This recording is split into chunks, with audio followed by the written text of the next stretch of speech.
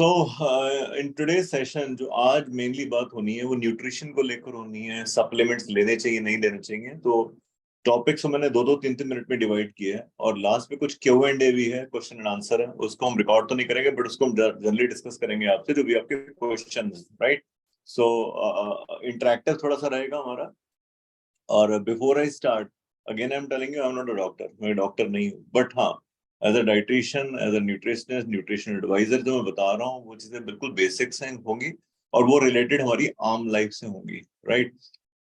And एक चीज ध्यान में रखिए कि दो इंडस्ट्रीज हैं, एक है सिकनेस इंडस्ट्री, एक है वेलनेस इंडस्ट्री। दोनों का रोल इक्वली इंपॉर्टेंट है। बीमारी से बचना है तो हमें वेलनेस की तरफ जाना पड़ेगा, बीमारी के बाद हमें सिकनेस में जाना पड़ेगा।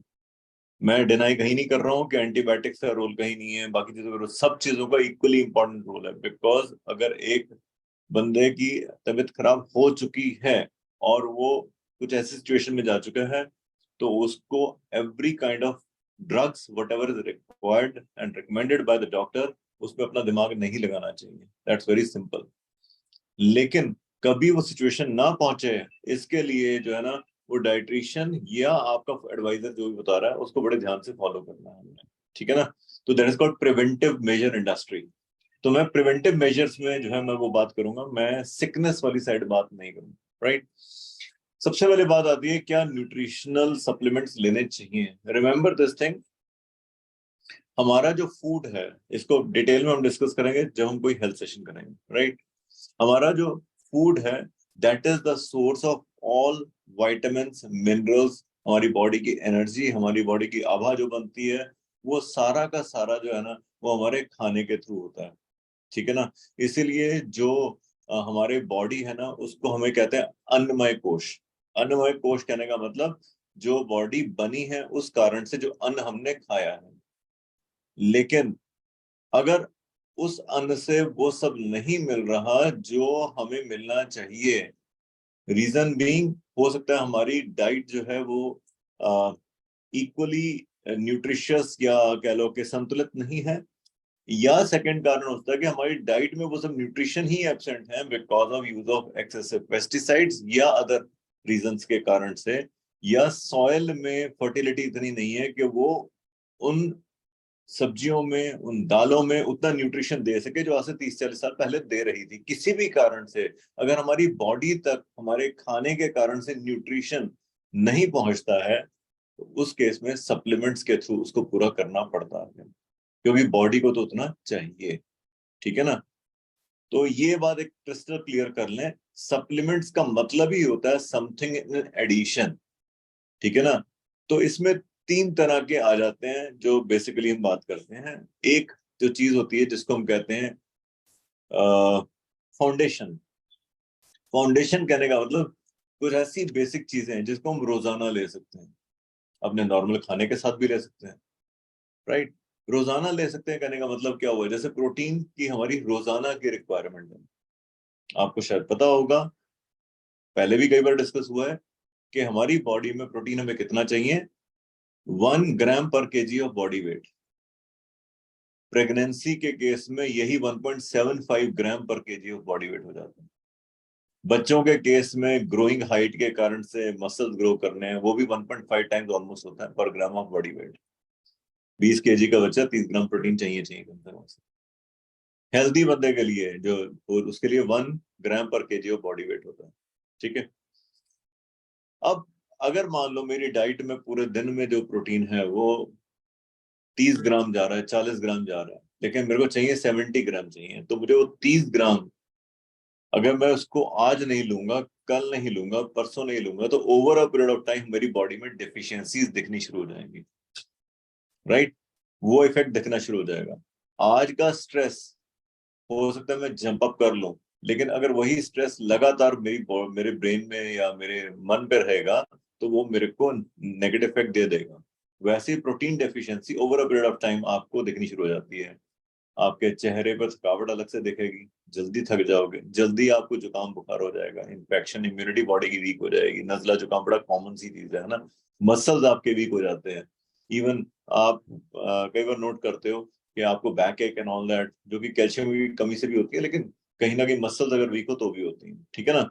तो ये सब चीजें आपको दिखने लग जाती, तो वो चीजें जो हमारी बॉडी को ऑलमोस्ट रोज चाहिए, ठीक है ना। तो मैं प्रोटीन कह सकता हूँ इसमें, मल्टीविटामिन कुछ एक कह सकता हूँ, है ना, वो भी, क्योंकि माइक्रो न्यूट्रिएंट्स में कई माइक्रो माइक्रो हमें चाहिए होती हैं।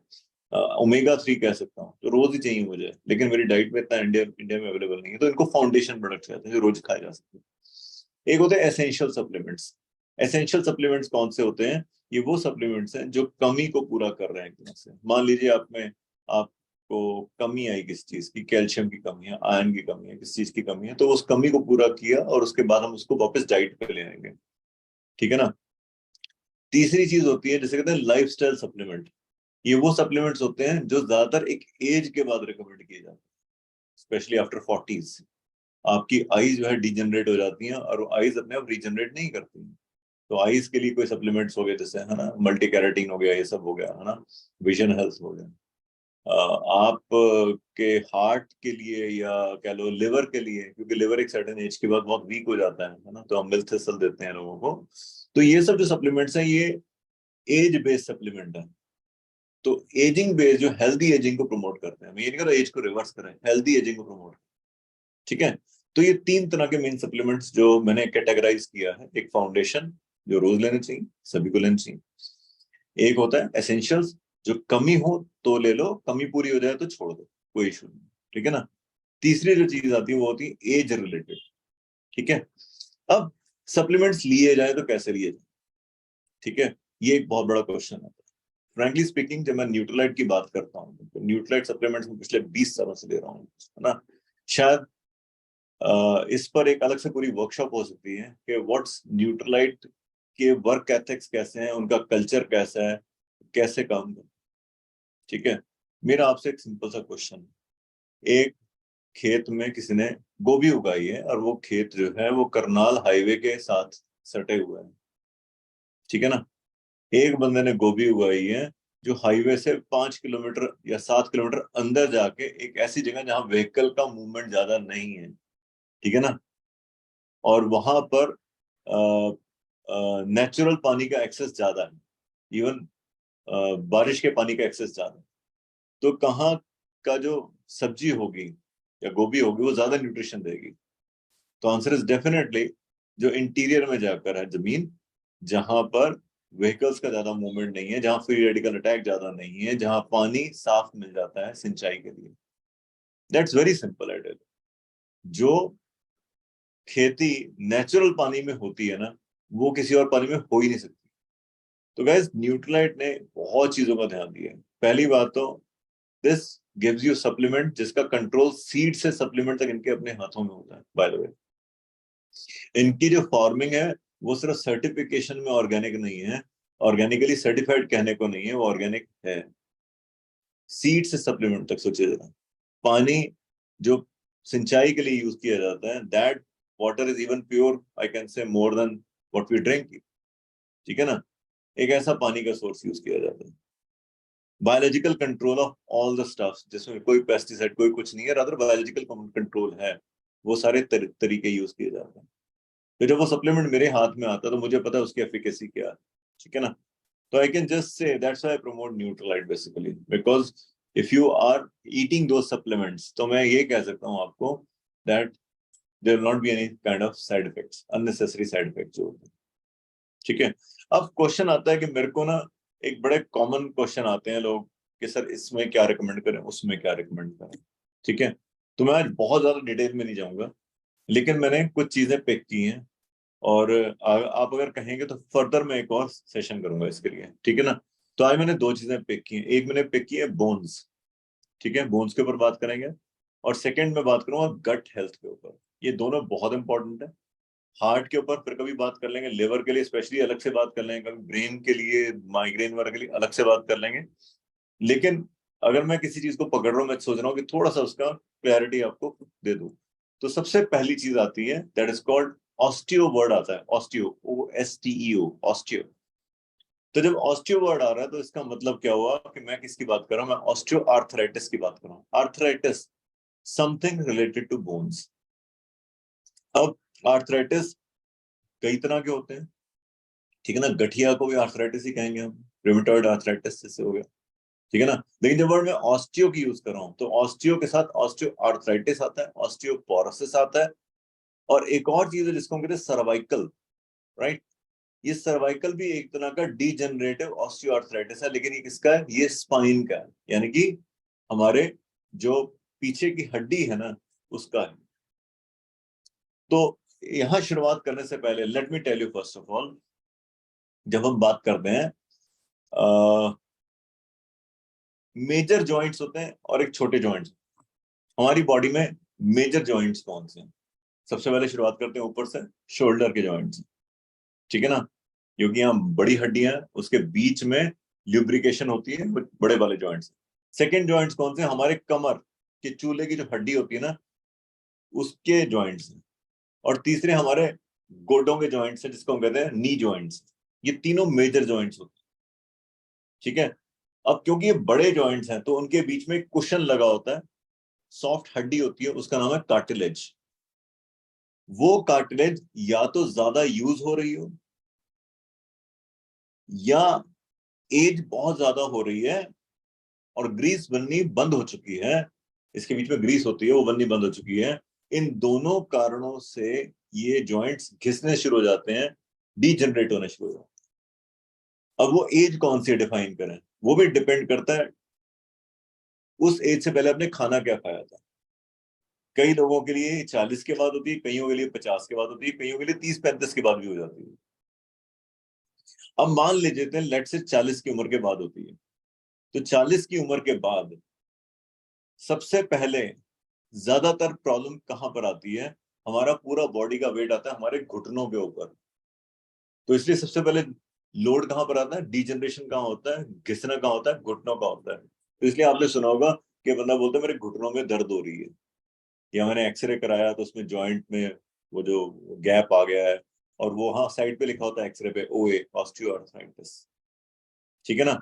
सेकेंड फॉर्म, अगर जॉइंट्स का बिल्कुल यूज ना हो रहा हो, जैसे कि हमारे शोल्डर्स हैं, आपने सुना होगा शोल्डर्स फ्रीज हो गए हैं, ठीक है ना, शोल्डर्स फ्रीज हो गए हैं। कहने का मतलब क्या हुआ, पहले कई तरह की एक्सरसाइज कराई जाती थी, आपको इस बार लेग पे करवाई थी ना एक्सरसाइज, हंसने वाली, पूरा हाथ ऊपर करके, पता नहीं कितने लोगों ने हाथ ऊपर किए। लेकिन ये जो हाथ ऊपर जब हम नीचे नहीं करते, पहले ये जॉइंट्स बहुत यूज होते थे। अगर आपको याद हो, हमारी जितनी किचन की जो अलमेराज थी, सामान था, कहाँ रखते थे हम, ऊपर की तरफ रखते थे। तो हल्दी निकाली ऊपर से, ठीक है ना, सब कुछ निकाला ऊपर से। अब कहाँ से निकालते हैं, किचन में सारा सामान नीचे की तरफ होता जाता है, हम नीचे से खींच खींच के निकालते हैं, उसमें भी रोलर्स लगे हुए हैं, कोई मेहनत नहीं होती हमारी। तो ये दिन में 20 बार लेडी का ये ऊपर जाता था हाथ ऐसे, ठीक है ना, कपड़े धो रहे तो थापी से वो लगे हुए हैं करने, राइट। मसाले कुट रहे हैं तो ऊपर नीचे करके ऐसे से हम लोग कर रहे हैं, चक्की चला रहे हैं तो हम लोग बार बार ऐसे से चला रहे, तो इन जॉइंट्स का यूज बहुत ज्यादा होता था पहले। लेकिन अब क्योंकि इन जॉइंट्स का यूज ना के बराबर होता है, ठीक है ना, इवन जो लेडीज गाय या मझ को साफ करती हैं, या वो दूध चोती हैं उसमें, तो वो जॉइंट्स प्रॉपरली यूज होते थे सारे, ये एल्बो जॉइंट, नी जॉइंट, सारे बहुत अच्छी तरह यूज होते थे। अगर यूज ना करें over a period of time, specially सर्दियों में, तो ये फ्रीज हो जाते हैं, राइट।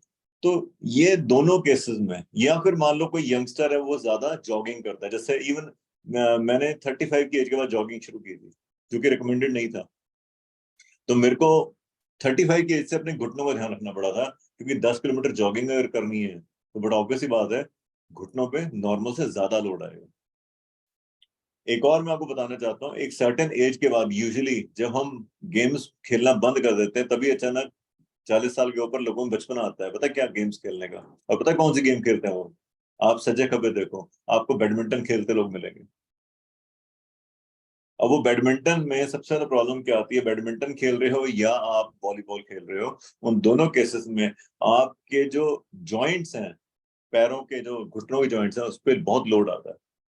क्योंकि जब आप शॉट खेलते हो तो पैर पे पूरा जोर लगा के खेलते हो। वैसा तो खेलना गोल्फ चाहिए ज्यादातर, है ना, लेकिन हम ऐसी गेम्स खेलते हैं जिससे घुटनों पे फर्क आता है। तो इस केस में रिकमेंडेशन क्या है, राइट। तो पहले तो ये कि फूड कौन से नहीं खाने चाहिए उस पर हम बात कर लेते हैं ना। अगर किसी को ऑस्टियोआर्थराइटिस है, ऑस्टियोपोरोसिस है, ऑस्टियोआर्थराइटिस पे बात करते हैं पहले, ठीक है ना। ऑस्टियोआर्थराइटिस के केस में बाई बॉडी वाले फूड अवॉइड करने चाहिए, नंबर 1, जितने भी हैं। सोडाज अवॉइड करना चाहिए, या जो भी हमारे खाने में आने के बाद इन्फ्लेमेशन ऑफ जॉइंट्स प्रोड्यूस करें, इन्फ्लेमेशन ऑफ जॉइंट्स प्रोड्यूस करते हैं, वो चीजें अवॉइड करनी चाहिए। ठीक है ना। आयुर्वेद में तो सीधा ये बाई बॉडी वाला हो गया। पहले लोगों के पास कूलर होता था तो बुजुर्गों को कहते थे भाई कूलर के सामने मत सो तुम ना, नहीं तो सुबह जॉइंट अकड़े मिलेंगे तुम्हारे को। ठीक है ना। तो यहाँ पे भी वही सेम सिचुएशन है, डायरेक्ट हवा के कांटेक्ट में, ठंडी हवा के कांटेक्ट में बिल्कुल नहीं रहना आपने। ठीक है ना, नहीं तो जॉइंट्स में प्रॉब्लम आने वाली है आपको। ठीक है। कौन सा खाना, फैटी फूड ज्यादा अवॉइड करने हैं, सॉल्ट, थोड़ा जो बाहर वाला सॉल्ट है वो ज्यादा अवॉइड करना है, यानी जंक फूड तो टोटली अवॉइड करना है, क्योंकि इसका बहुत नेगेटिव असर है इसके ऊपर। ठीक है। अब क्वेश्चन यहाँ पर आता है फिर हम सप्लीमेंट्स कौन से रिकमेंड कर सकते हैं। तो मैं ये ऑर्डर वाइज बताने वाला हूँ आपको, राइट।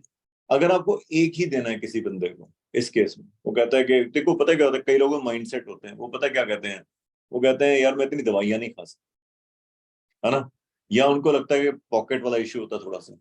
हमें पता है कि कुछ कॉम्बिनेशन से रिजल्ट ज्यादा अच्छे आने वाले हैं, लेकिन स्टिल क्या करें, जब उसकी पॉकेट ही अलाउ नहीं कर रही तो क्या कर सकते हैं। तो अगर एक ही चीज देनी है तो उसको हमें रिकमेंड करना है इस केस के लिए ग्लूकोजामाइन। हमारे ग्लूकोजामाइन का नाम है ग्लूकोजामाइन एचसीएल विद बोसवेलिया। ठीक है ना। ग्लूकोजामाइन आप चाहो तो लिख सकते हो, वैसे आपको वीडियो में दे दूंगा, बाद में लिख लेना आप इसे। ठीक है ना। ग्लूकोजामाइन की डोजेज कैसी होनी चाहिए, वैसे तो रिकमेंडेड उसके ऊपर लिखा हुआ है 2+2, 2 कैप्सूल दिन में 2 बार, यानी कि 4। लेकिन यूजुअली जिन लोगों को मेडिकेशन वर्ड से एलर्जी है, या कभी कोई चीज खाई नहीं है बाहर से, तो उस केस में मेरी रिकमेंडेशन ये रहेगी कि पहले हफ्ते उनको 1+1 पे लेकर आओ पहले। क्या 1+1 से रिजल्ट आएंगे? आंसर इज नो, क्योंकि 1500 mg ग्लूटामिन चाहिए होता है और वो 4 कैप्सूल से ही बनेगा। ठीक है।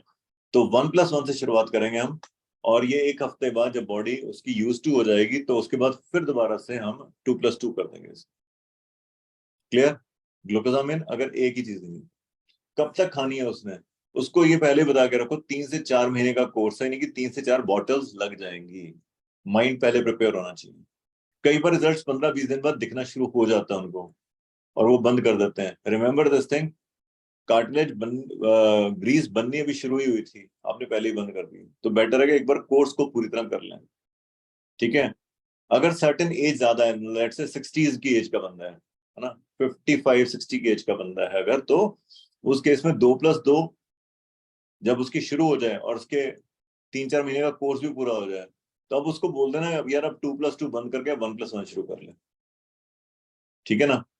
अब उसको लगेगा 2+2 करेगा तो उसकी बॉटल 1 महीने चलेगी, 1+1 करेगा तो उसकी बॉटल 2 महीने चलेगी। और उसके बाद अगर उसने बोला कि अब मैं कितना लूं, तो चाहे 2-3 महीने बाद फिर दोबारा बोल दो 1+1 की बजाय 1 ही खा ले, 1 कैप्सूल खा ले कर, अब वो एक बॉटल उसकी 4 महीने चलेगी। ठीक है ना। इमीडिएटली बंद मत करा देना, क्योंकि over a period of time घिसी है, over a period of time बनेगी, और उसको मेंटेन करने के लिए भी आगे चाहिए हमारे को। तो अगर किसी को एक ही रिकमेंड करना है तो आंसर है glucosamine.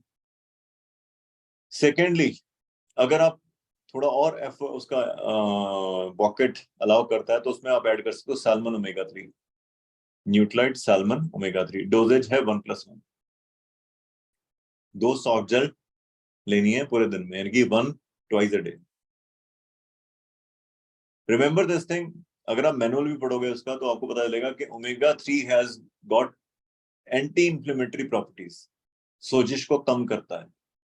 Plus omega 3 is very well needed for arthritis, any kind of arthritis patient, उनकी डाइट में होना चाहिए। लेकिन इंडियन डाइट में क्योंकि ओमेगा 3 ना के बराबर है, इसीलिए मैंने कैल्शियम से पहले, विटामिन डी से पहले मैंने ओमेगा 3 बोला है।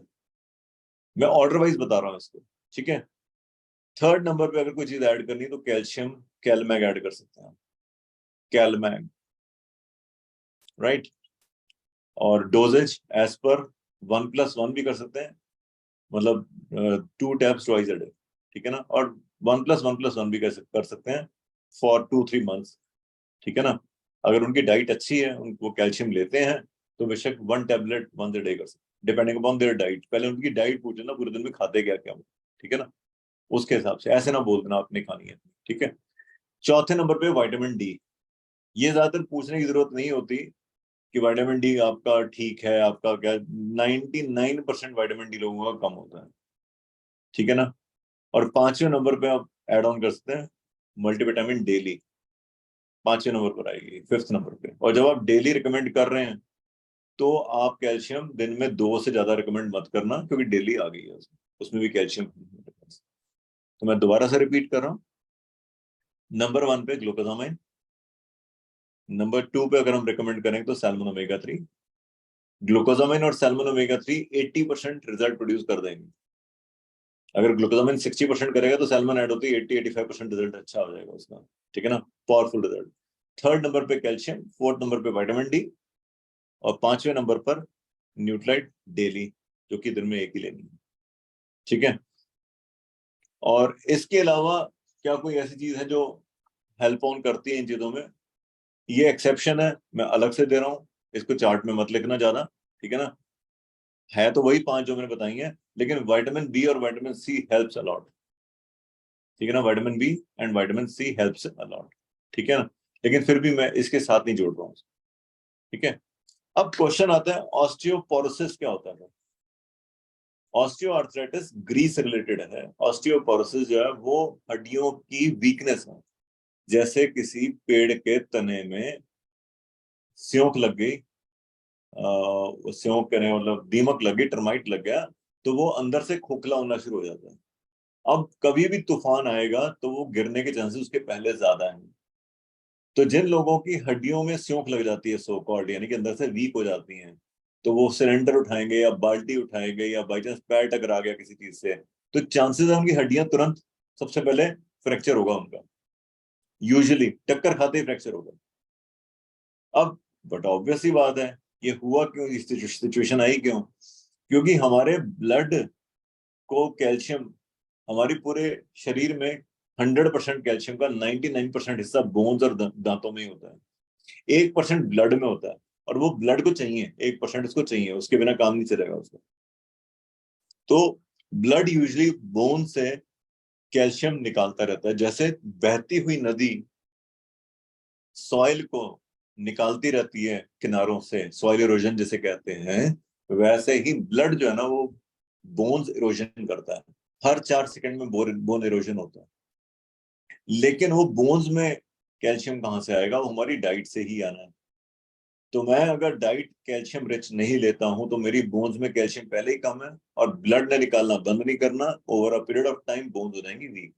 मैं बिल्कुल देसी तरीके से बताने की कोशिश कर रहा हूँ, ठीक है ना। तो अगर किसी की बोन्स वीक हो गई हैं, और secondly after the age of 35 और 40, specially in the case of ladies, hormonal changes होते हैं, उनकी बोन्स बहुत जल्दी वीक हो जाती है। तो उस केस में आप ऑस्टियोपोरोसिस में अगर एक ही कोई सप्लीमेंट देना है तो कैल्शियम, कैलमैक डी जो हमारा है, जो भी है ना। सेकंड नंबर पे विटामिन डी, अगर एक और ऐड ऑन करना है। और 3rd नंबर पे डेली। इन 3 से काम चल जाएगा, कोई इशू नहीं है। आई रिपीट, कैल्शियम, नंबर 2 पे विटामिन डी, नंबर 3 पे डेली।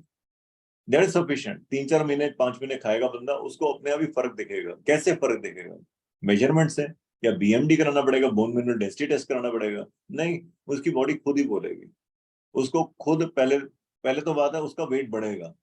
बोले यार वेट बढ़ाने थोड़ा ना आया, रिमेम्बर वो बोन्स का वेट बढ़ेगा, ठीक है ना। मजबूती आती है ना, हमारे मसल्स में मजबूती आती है, हमारे बोन्स में मजबूती आती है, वो आएगी, ठीक है ना। और उसकी जो दर्दे दुर्दे वो कम होनी शुरू हो जाएंगी पहले से। अक्सर ऐसे लोगों की कमर में दर्द रहता है, या उनके बहुत कॉमन है कि लाइक छोटी सी कोई चीज ऐसे बैग भी उठाया ना तो उनकी पेन शुरू हो जाए, ठीक है ना। But over a period of time उनको इसमें फर्क दिखेगा। तो ऑस्टियोपोरोसिस अलग चीज है, वो हड्डियों का घिसना होता है। और तीसरे नंबर पे आता है सर्वाइकल, जिसको हम कहते हैं स्पॉन्डिलोसिस। स्पॉन्डिलोसिस होता क्या है? अब आ जाते हैं हम लोग, इन जॉइंट्स की बात हो गई, हमारी रीढ़ की हड्डी, हमारा मेरुदंड। पहली बात तो ये एक पोस्चरल प्रॉब्लम है, और एज पर मेडिकल अगर हम बात करें, वो ये कहते हैं कि इसका कोई इलाज नहीं है, मतलब इसको लाइफ लॉन्ग लेना पड़ेगा अगर किसी को हो गया तो। इसको हम रेक्टिफाई थोड़ा कर सकते हैं, रिवर्स नहीं कर सकते एज पर जो बोला जाता है। बट आयुर्वेदा में कुछ बातें बोली जाती हैं। सबसे पहले बात करते हैं एक्सरसाइजेस, ठीक है ना। तो वो योग में उपयोग होते हैं कई, है ना। वो उपयोगास जो हमारी गर्दन के लिए बने, है ना, और जो हमारे सर्टेन योगासन आर देयर, है ना, जैसे भुजंगासन है, मेरुदंड के लिए बनाया, है ना, सर्पासन है ना, अर्धनावासन है, चक्रासन है, ये जितने सारे आसन बने हुए हैं ना, ये हमारे मेरुदंड के लिए। तो अगर आप अपने लिए सिर्फ 15 मिनट का समय निकालें यौगिक पोस्चर्स के लिए, तो बहुत अच्छे रिजल्ट्स हैं, ठीक है ना। लेकिन अब इस ये प्रॉब्लम एग्जैक्टली है क्या? तो हमारी जो रीढ़ की हड्डी है ना, अगर ध्यान से देखें, सिक्कों की तरह होती है, सिक्कों की तरह एक तरह से, एक हड्डी, दूसरी हड्डी, तीसरी हड्डी, चौथी हड्डी, उसके बीच में ना कुशन होता है, वो डीजनरेट होना शुरू हो जाता है। अरे कुशन वर्ड तो पहले भी कहीं हमने सुना है ना, अभी बताया था मैंने, ऑस्टियोआर्थराइटिस में। लेकिन ये कुशन किसके बीच में है? वो उन छोटी छोटी हड्डियों के बीच का कुशन है। तो इसको ऑस्टियोआर्थराइटिस हम कहते हैं बैकबोन का। Spondylitis is osteoarthritis of backbone, है ना। तो इसकी रिकमेंडेशन भी कुछ वैसी ही रहेगी जो ऑस्टियोआर्थराइटिस की गई थी। ग्लूकोजामाइन उसमें बोला था तो इसमें बोला जाएगा, सैल्मन उसमें बोला था तो इसमें भी बोला जाएगा, कैल्शियम उसमें बोला था, विटामिन डी उसमें बोला था, तो ये भी उसमें बोला जाएगा, ठीक है ना, बिल्कुल सही है। लेकिन मैं वैसे आपको बता रहा हूं, जो मेरा अपना एक्सपीरियंस कहता है कि इसमें दो चीजें ऐड ऑन करें तो बहुत अच्छे रिजल्ट्स आएंगे, दो तीन चीजें ऐड ऑन करें बहुत अच्छे रिजल्ट्स आएंगे। नंबर वन पे, अगर उसका बीपी, वैसे ब्लड प्रेशर उसका नॉर्मल रहता है, मतलब बहुत ज्यादा अप नहीं जाता, ठीक है ना, तो साइबेरियन जिंक्सिंग दे सकते हैं। That is a very good result, बहुत ही अच्छे रिजल्ट्स हैं इसके, क्योंकि नर्व टॉनिक है एक तरह का ये। और अक्सर क्या होता है, जब वो सर्वाइकल में जो वो डिस्क होती हैं, उसके बीच में नसें फंस जाती हैं, जिसके कारण से कई बार हमारा सिर को चक्कर आना या शाटिका पेन या बहुत सारी चीजें शुरू हो जाती हैं। तो जिंक्सिंग। नंबर टू पे ashwagandha, ashwagandha that has a very good result, ठीक है ना। नंबर थ्री पे नेचुरल भी, ये मैं अलग से बता रहा हूँ। ऑस्टियोआर्थराइटिस वाला पैकेज वही रहेगा, ग्लूकोजामाइन है, जो सैल्मन है, वो वही रहेंगे, एडिस रहेंगे, ठीक है ना।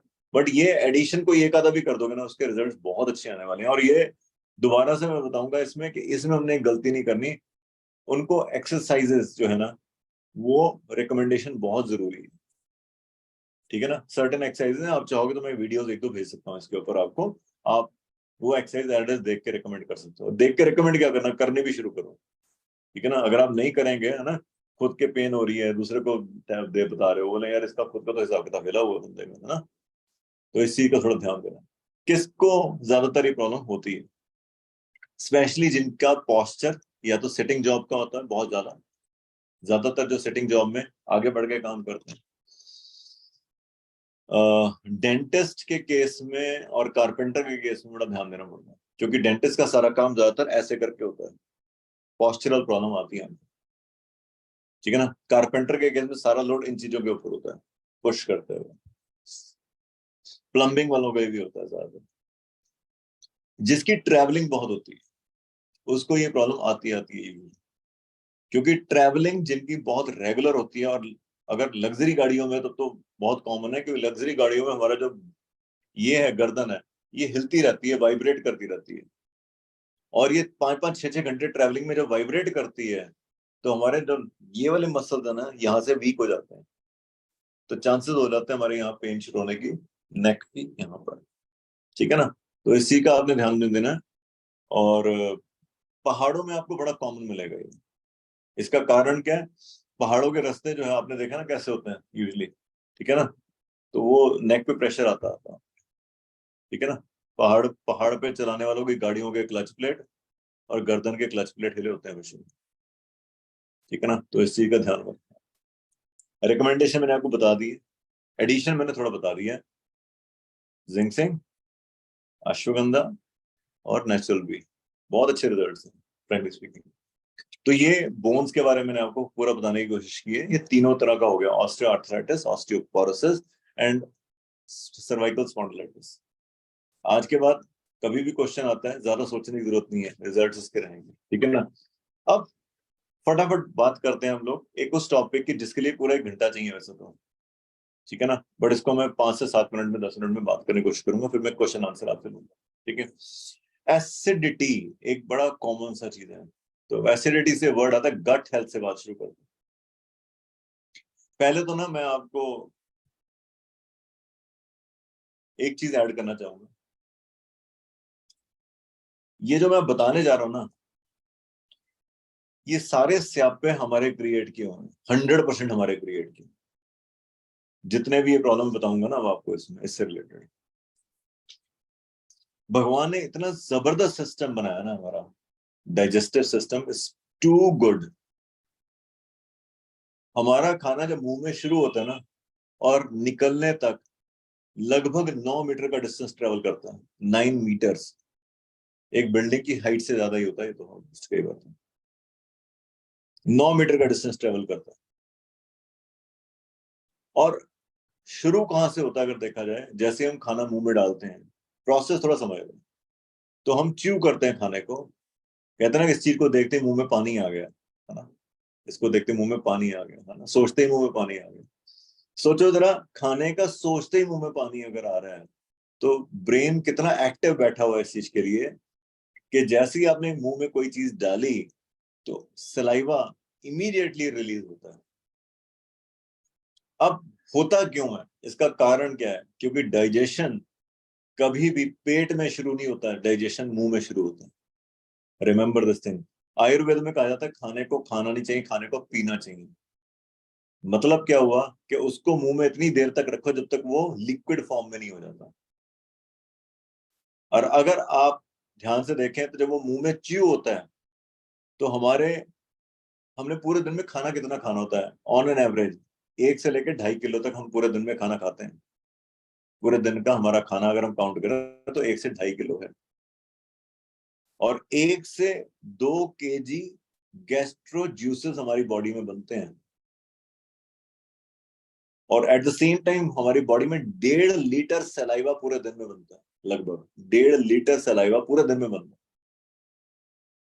अब जैसे हमने खाना खाया, तो सलाइवा के अंदर जो जूसेस हैं वो उसको कट डाउन करते हैं, तो कार्बोहाइड्रेट्स जो है ना, वो तो हमारे जीभ पे ही कट होना शुरू हो जाता है। मतलब कार्बोहाइड्रेट क्विक एनर्जी देते हैं, हम कहते हैं क्विक एनर्जी देते हैं, तो हमारी जीभ में ही डाइजेशन उसका शुरू हो चुका है।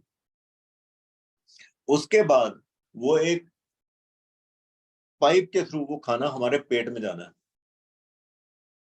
अब सोचो जरा कितनी जबरदस्त पाइप है, कि वो खाना, अगर अब मैं ऐसे बैठा हूं तो भी वो ऐसे जाएगा, अगर मैं उल्टा लटक भी गया ना तो भी उसने पेट में ही जाना है, ये नहीं आता वापस मुंह में वापस आ जाएगा वो, उसने पेट में ही जाना। दैट इज प्रेशर सिस्टम कहते हैं। आजकल बिल्डिंग्स में आग लग जाती है तो उन्होंने ना एक वर्टिकल कपड़ा लटका देते हैं, उसमें बंदा छलांग मारता है तो एक कांस्टेंट स्पीड से वो बंदा नीचे आता है। देखा आपने कभी? फायर फाइटर्स यूज करते हैं उसको। ऊपर से बंदा फिसलता हुआ उसके अंदर, क्योंकि वो बंदा जहां भी जाता है ना, वो पकड़े रखता है, उसको कस के पकड़े रखता है। तो हमारा वो सिस्टम बना कहां से? वो हमारी ह्यूमन बॉडी से बनाया है, क्योंकि वो कैनाल जो होती है ना, उसके अंदर फूड फंस के जाता है, वो पुश करते हुए नीचे जाता है और एक कांस्टेंट स्पीड से नीचे जाके रिलीज होता है। और जैसे ही वो खाना पेट में जाके गिरता है ना, वो कैनाल बंद हो जाती है। अब उसमें वो वापस नहीं आ सकता। Remember this thing. सोचो जरा, वॉमिटिंग के लिए कितना जोर लगाना पड़ता है, कितना प्रेशर क्रिएट करना पड़ता है बंदे में। और उसके बाद डाइजेशन का सेकंड प्रोसेस शुरू होता है हमारे पेट के अंदर। आपने सुना होगा हमारे पेट में जूसेस हैं, हाइड्रोक्लोरिक एसिड, तेजाब बनता है। अब सोचो तेजाब अगर पेट के अंदर होगा तो क्या हाल करेगा। इसीलिए स्टमक एक और चीज छोड़ता है, उसको हम कहते हैं म्यूकस। म्यूकस एक ऐसा प्रोटीन है, समझ लो, कि वो शरीर के अंदर, स्टमक के अंदर ना एक लेयर बना देता है, ताकि एसिड उसको हिट करे तो स्टमक की लाइनिंग खराब ना हो, वो लाइनिंग बनाता है। और प्लस कुछ और ऐसे एसिड्स जो हमारे प्रोटीन को डाइजेस्ट करने में मदद करते हैं। वेट मैनेजमेंट में प्रोटीन पता है क्यों दिया जाता है? क्योंकि प्रोटीन को डाइजेशन में थोड़ा टाइम लगता है सही तरीके से। वो मुंह में नहीं इतना डाइजेस्ट हुआ, पेट में आया तो प्रोटीन का डाइजेशन शुरू हुआ। और उसके बाद हमारा पेट पता है क्या करता है? हमारा पेट वॉशिंग मशीन वाला काम करता है, गुड़ गुड़ गुड़ गुड़ गुड़ हिलाता है, उधर धक्का मारेगा, इधर धक्का मारेगा, इधर धक्का मारेगा, इधर धक्का मारेगा। तो अंदर ही अंदर ना वो खाना मिक्सिंग होता रहता है वो सारे जूसेस से। अब मेरा सेकंड क्वेश्चन आपसे ये, जे तुसी पंजाबी च कहते ढिड भर के खाना खाओगे, पेट भर के खाना खाओगे, तो वो खाना घूमेगा क्या? क्या एक ये पानी की भरी बोतल है, क्या इसको आप शेक कर सकते हो? नहीं कर सकते ना। तो सोचो जरा, जो लोग पेट भर के खाना खा लेते हैं उनके अंदर वो मिक्स होगा क्या अंदर सही तरीके से? अब वो खाना पचेगा नहीं, वो खाना सड़ेगा। 1 से 2 से 3 घंटे तक वो खाना उस प्रोसेस में आ जाता है कि वो खाना उसमें से काफी हद तक प्रोटीन जो है वो निकल, मतलब वो अमाइनो एसिड्स में कन्वर्ट हो जाते हैं। उसके बाद वो जाके छोटी इंटेस्टाइन में जाता है, स्मॉल इंटेस्टाइन में जाता है। स्मॉल इंटेस्टाइन के अंदर ना बहुत ही वो बना हुआ सिस्टम बना हुआ है, और वो स्मॉल इंटेस्टाइन्स के थ्रू हमें ब्लड से न्यूट्रिशन मिलना है। अगर खाना ऊपर ही नहीं पचेगा तो क्या न्यूट्रिशन मिलेगा वहां से?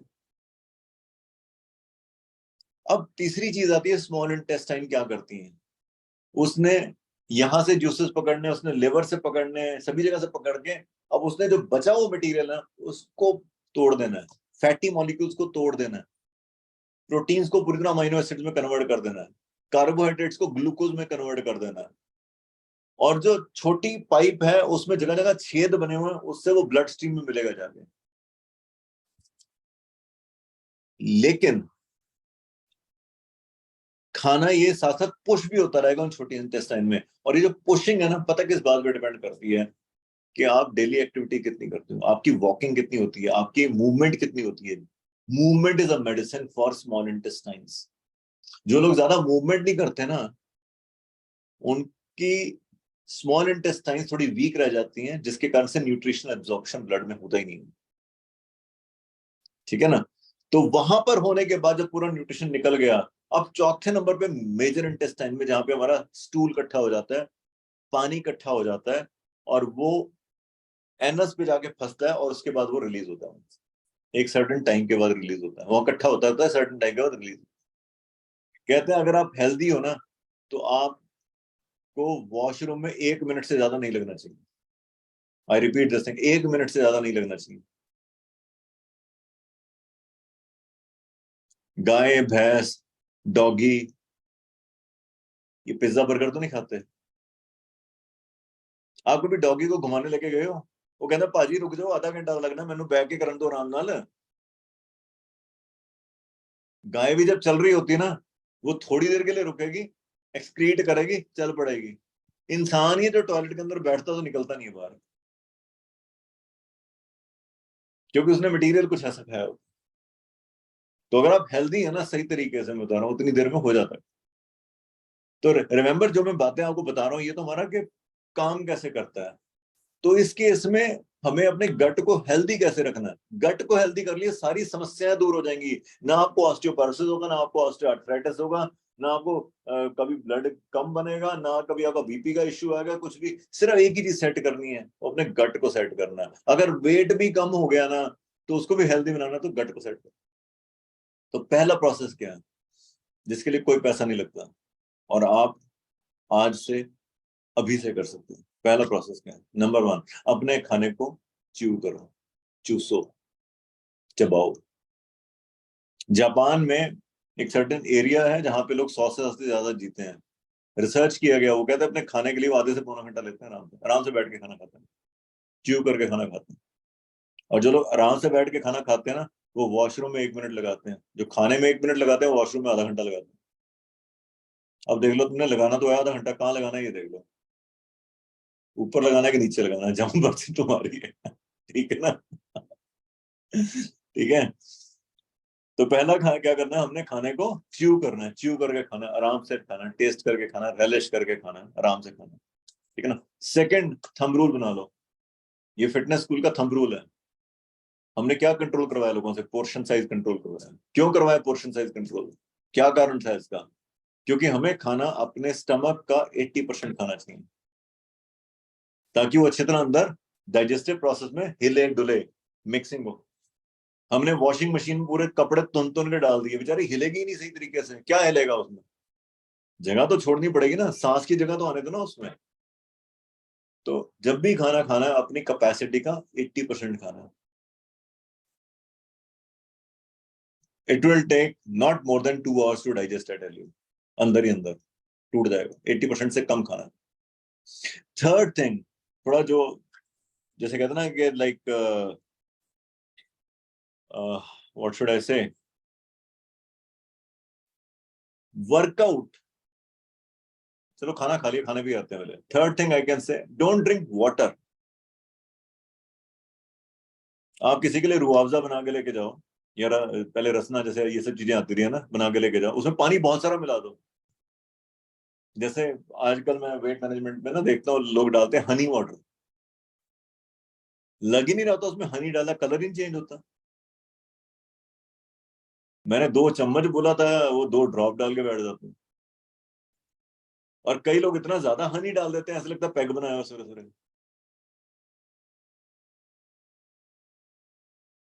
ठीक है ना? वाटर इज अ डाइल्यूटर, डाइल्यूशन कर देता है वो। अगर आप आधा घंटा रुक जाएं खाना खाने से पहले, खाना खाने के बाद पानी पीने में, तब तक वो सारा का सारा एसिड हमारे खाने से प्रॉपरली मिक्स हो चुका होता है आधे घंटे बाद।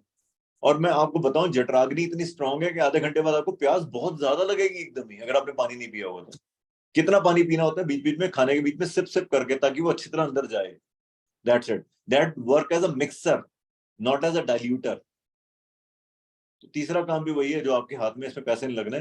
पानी खाने के साथ सिप सिप करके थोड़ा सा, और प्रॉपर पानी भी जो पीना, आधे घंटे बाद पी लो, वो पी लोगे आपको प्यास लग जाएगी। चौथे नंबर पे, जब ये खाना लोअर इंटेस्टाइन पे आता है, effectively lower intestine nutritional distribution कैसे होगा, या देसी भाषा में आपका मेटाबॉलिज्म अप कैसे होगा, आपका न्यूट्रिशन प्रॉपर यूज कैसे होगा। अगर आप थोड़ी एक्सरसाइजेस करते हैं, योगा करते हैं, प्राणायाम करते हैं, वॉकिंग करते हैं, कुछ भी करते हैं, वो आपको हेल्प आउट करेगा आपकी स्मॉल इंटेस्टाइन्स को इंप्रूव करने में, उनकी हेल्थ इंप्रूव करने। और पांचवें नंबर पे अगर हम बात करें, which is very very important, eat fibrous food. ऐसा खाना खाएं जिसमें फाइबर है। ठीक है ना? आजकल मिलेट मेला चल रहा है, मिलेट ये चल रहा है, क्यों कर रहे हैं? Because that has got a huge, उसमें फाइबर अच्छा खासा होता है।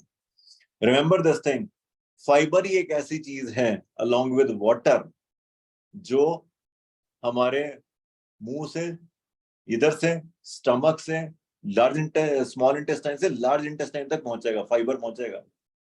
और अगर फाइबर के साथ पानी है, तो रिमेंबर दिस थिंग, स्टूल जो है वो आपको ज्यादा देर टिकेगा नहीं उसमें, एक पर्टिकुलर टाइम पर वो क्लोज हो जाएगा। आपके नसों के अंदर का रेग मार्ग जानते हो, सफाई करता जो, वो फाइबर होता है। खाने से अगर आधा घंटा पहले या 20 मिनट पहले अगर आप फाइबर खाते हैं ना थोड़ा सा, मैं खाने में कई बार 11 बजे मैं फ्रूट्स के लिए बोलता हूँ, क्यों बोलता हूँ, वेरी इफेक्टिव। अरे यार, जो आपने खाया उसका न्यूट्रिशन तो मिले आपको कम से कम। वेरी इफेक्टिव, जिन लोगों ने 11 साढ़े 11 दिन में फाइबर लिया ना, फ्रूट्स लिए हैं या जो भी है ना, रिमेंबर उसकी हेल्थ बहुत जल्दी इंप्रूव, बहुत जल्दी इंप्रूव। तो ये 5 चीजें आपने ध्यान रखनी है। एक तो स्लो खाना, सेकेंडली आपने 80% से ज्यादा नहीं खाना पेट के साइज से, तीसरा आपने बहुत ज्यादा पानी नहीं पीना, राइट, चौथा कुछ प्राणायाम एक्सरसाइज करनी बहुत जरूरी है, एंड पांचवा जो मैं स्पेशली बताऊंगा आपको, फाइबर का जरूर ध्यान। ये 5 चीजों से आपका स्टमक हेल्थ अच्छा रहेगा। अब क्वेश्चन आता है, इतना फूड पे मैं क्यों जोर दे रहा हूँ, सप्लीमेंट्स क्यों नहीं बता रहा हूँ? वो मैं इसलिए नहीं बता रहा हूँ क्योंकि सारी गड़बड़ी यहीं पर ही है। सप्लीमेंट्स क्या ठीक कर लेंगे इनको? पूरे जिंदगी भर में एक इंसान लगभग 40 से 50 टन खाना खाता है, आपको पता है? 40 से 50 टन। ठीक है ना? एक दिन में 1 से 2.5 किलो खाना खा रहा है बंदा, 1 से 1.5 किलो सलाइवा बन रहा है, 1 से 2 लीटर गैस्ट्रो जूसेस बन रहे हैं। कितना प्रोसेस लगा हुआ, मशीनरीज लगी हुई है हमारी इसके लिए। तो इसके लिए अब क्या करना है आपने, आप सभी ने, अगर कोई पूछे कि मेरे को गैस्ट्रो इश्यूज आ रहे हैं, तो पॉसिबल है कि over a period of time उस बंदे का लिवर हिल चुका हो। तो नंबर 1 पे रिकमेंडेड है मेरी तरफ से नेचुरल बी। आप लिख सकते हैं नंबर 1 पे नेचुरल बी। अगर किसी को एसिडिटी इश्यूज हैं, नंबर 2 पे आप रिकमेंड कर सकते हैं उसको मिल्क थिसल विद डेंडेलियम, जो हमारे पास न्यूट्रिएंट का होता है। ये दोनों बड़े पावरफुल टूल हैं। मिल्क थिसल जो है वो लिवर को रीजनरेट करने में मदद करेगा।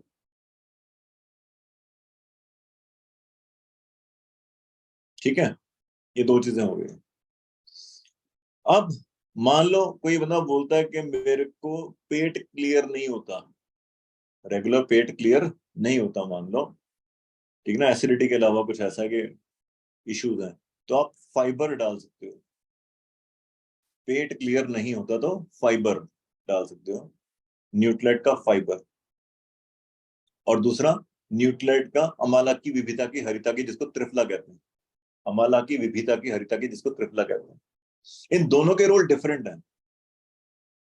अमाला की विविधता की हरिता की यानी त्रिफला का रोल क्या होता है, आपके इंटेस्टाइन्स के अंदर की जो लाइनिंग होती है ना, समझ लो फिसलन जो होती है, फिसलन, लिक्विडेशन, ल्यूब्रिकेशन, सॉरी, ल्यूब्रिकेशन, वो इसको बढ़ाता है अमला की विविधता की हरिता। लेकिन जो फाइबर होता है ना, वो एक्सक्रीशन मटेरियल को बल्क देता है।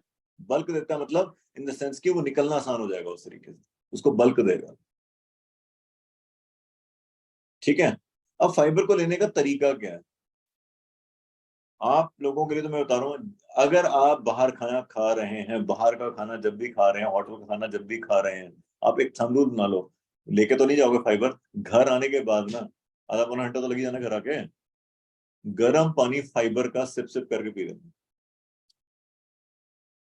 ये मेरा आजमाया हुआ रूल है, बहुत जबरदस्त रूल है। पहली बात तो जो खाना खाया उसकी पूरी कैलोरीज भी नहीं मिलेंगी आपको, मैं सही बात कहूँ तो, क्योंकि उसमें फैटी मटेरियल बहुत खाया होगा आपने। गर्म पानी फाइबर का, और सुबह वो क्लियर भी हो जाएगा आराम से। गर्म पानी, अगर आप वेट मैनेजमेंट में हैं, अगर आप वेट कम करने के लिए फाइबर यूज करना चाहते हैं, तो खाने से आधा घंटा पहले अपने फाइबर पीना है। खाने से आधा घंटा पहले उसका एक स्कूप आता है, 4.5 ग्राम का, हरे हरे रंग का स्कूप होता है, उसमें मिक्स करके अच्छी तरह खाने से आधा घंटा पहले पीना। दिन में 2 बार भी ले सकते हैं, वेट मैनेजमेंट वाले। ठीक है ना, और शुगर वाले भी, अगर किसी को डायबिटीज है ना, वो भी आधा घंटा पहले, खाने से आधा घंटा, 20 मिनट पहले भी चलेगा, डजन मिनट। ठीक है जी, तो मैंने कौन सा रिकमेंड किया आपको, अगर हाइपर एसिडिटी हो तो नेचुरल बी एंड मिल्थिसन, पेट क्लियर नहीं हो रहा तो, हाँ, पेट क्लियर नहीं हो रहा तो फाइबर एंड अमला की, ये 4 चीजें सफिशिएंट है। लेकिन कोई मतलब बोलता है यार मेरे ना चाय जल के अंदर जाती है, जलन होती है अंदर से, तो इसका मतलब कोई ना कि अल्सर बन चुके हैं उसके अंदर, उसकी लाइनिंग टूट गई है अंदर से ना, अल्सर बन जाते हैं। सोचो जरा, जलन होने का कारण क्या है, अंदर एसिड तो है ही है, म्यूकस इतना बना नहीं, वो जाके उसकी साइड लाइनिंग से टकराएगा, उस लाइनिंग को तोड़ेगा। आजकल गैस्ट्रो लाइनिंग बहुत जल्दी टूटती है। वो लाइनिंग बनी किस चीज की है, वो बनी है प्रोटीन्स की। म्यूकस होता है, प्रोटीन्स तो होता है। तो इस केस में मेरी रिकमेंडेशन है, प्रोटीन जरूर recommend. I repeat, protein, all plant protein 30 gram a day, दिन में 3 बार 10-10-10 ग्राम करके ले दो, 10-10-10 ग्राम, 3 बार डिवाइड कर दो, बहुत ज्यादा हेल्पफुल है।